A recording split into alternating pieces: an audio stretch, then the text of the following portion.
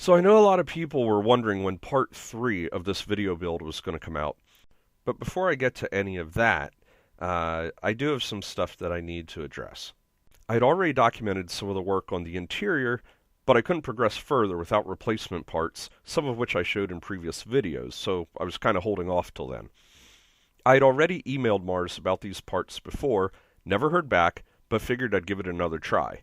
The response I received was that I had gotten a prototype with all the quote-unquote quirks to be expected in a prototype. I replied that quirks and defective are two totally different things.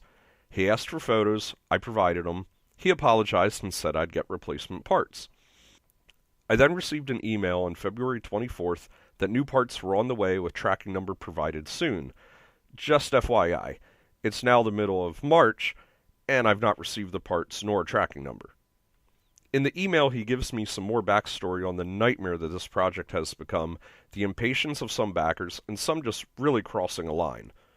Look, simple rule of life. Don't be a dick. I've been on both sides of crowdfunding projects, and when you're a small operation, these things can take time. A longer than expected turnaround does not automatically equate a scam. Anyhow, in this email, I was asked if I wanted to join the team of beta testers. I declined, but said if he wanted, I could give him a complete list of what every issue was and how to fix it. He didn't take me up on that either, but said what I got was night and day different from what they have now, and they've made multiple improvements. So apparently I received the last of the beta test kits that were never intended for anyone to get. Here's what he told me. So I consulted with people in the business about my situation, and the consensus was, send it and iron out the issues in production. The product wasn't ready, but when people are beating down your door to deliver, what choice do you have? Well, my first piece of advice is to never listen to those people again. That is some horrible, horrible advice. They say one negative review equals 10 positive ones. Would you rather build your reputation on taking a long time and getting it right, or getting it done fast and wrong, and then have to do damage control? So, Retroblasting did a live stream recently and had Mars Industry on to update everyone on the project. Good for him. And so apparently my Airwolf build videos came up, and Mars felt I was stabbing him in the back while at the same time asking him to introduce me to Retroblasting. So let me clear that up. For those that may have just come across one of my Airwolf videos and haven't checked out the other videos on my channel, I co-host a collecting podcast. Our focus is mainly 3 3/4 inch Star Wars figures, but we also cover other 3 3/4 inch lines as well, dioramas, customizers, etc. We've had guests on our channel and long-form interviews showcasing their work. Honestly, if Mars had asked to promote the campaign on our show, I may have very well taken him up on it. Reviewing this Airwolf kit is the type of thing our channel would do. When Mars first told me about all the crap he's been dealing with on the project, I felt bad for the guy, and I gave him quite a bit of advice on how he could have handled things a little bit better, not just from the design end, but from the business end. My channel also has a Facebook page, and I removed links to the video there because I'm not trying to beat the guy over the head or anything. I have, however, left up the other videos on my YouTube channel because I'm also not going to censor myself because my opinions and review are harsh. Someone makes a product, then you're open to that product or service getting reviewed. That goes for everyone, myself included.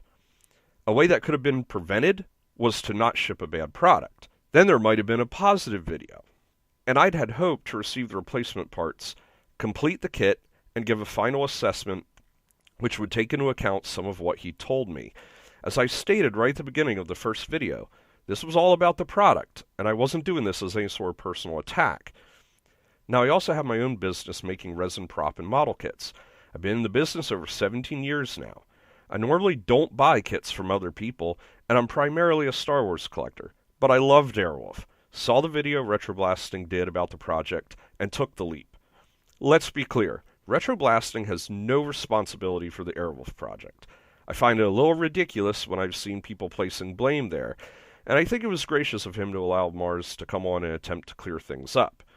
So, I've seen a few other videos from Retroblasting. I generally like what I've seen, and many videos covered fan-made items, and they certainly are not the only channel to do so.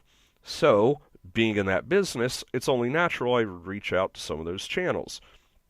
But many times, I can't find a way to contact them.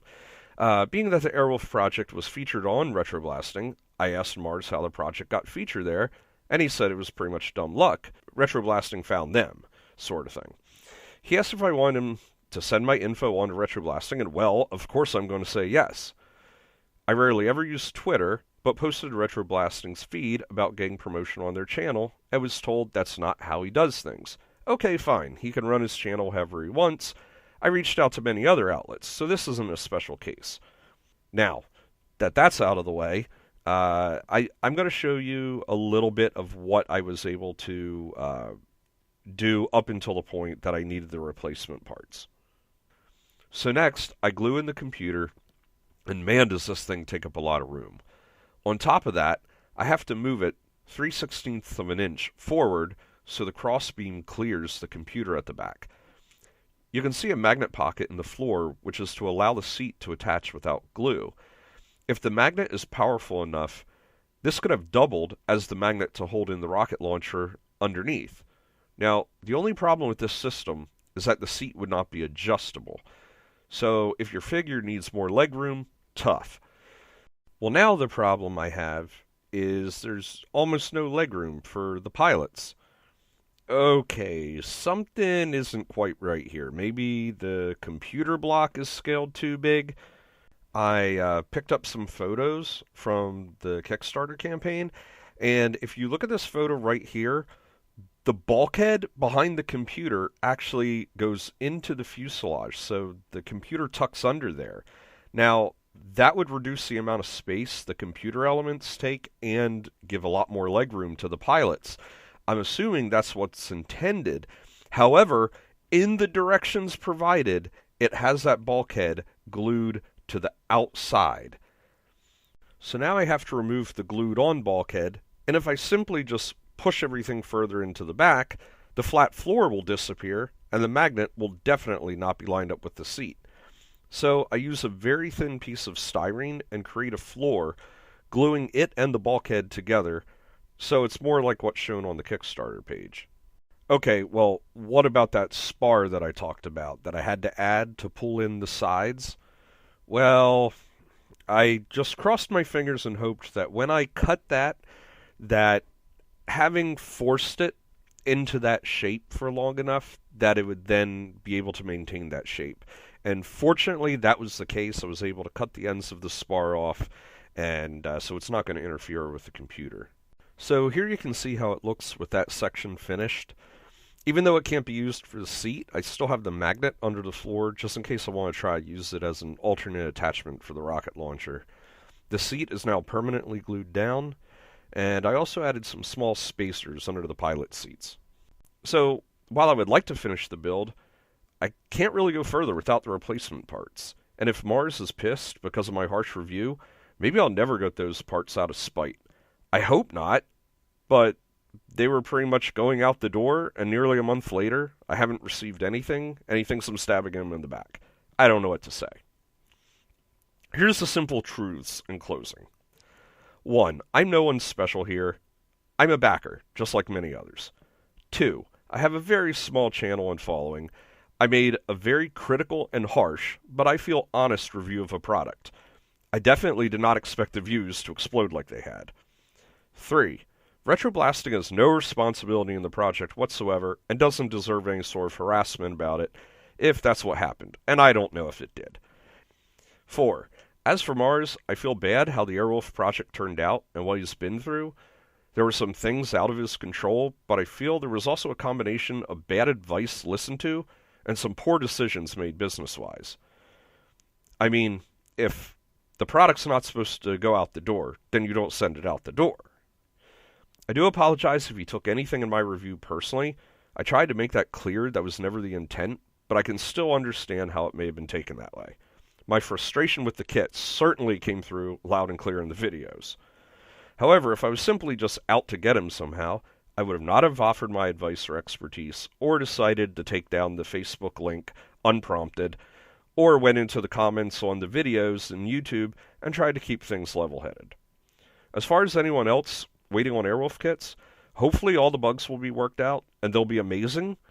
I don't think Mars was ever trying to scam anyone or purposely make a bad product. I know the cost of some of the materials in this, and I know the amount of time it takes just in the design phase, and I can tell you right now, this guy is not walking away with a ton of cash, okay? He's probably going to make almost nothing by the time all's said and done. I understand that. He's not trying to scam anybody. But this all goes back to those bad decisions. And sometimes the harder you fall, the harder the lesson learned. I genuinely hope he gets things turned around and other backers end up in a better situation than I did. I honestly hope that.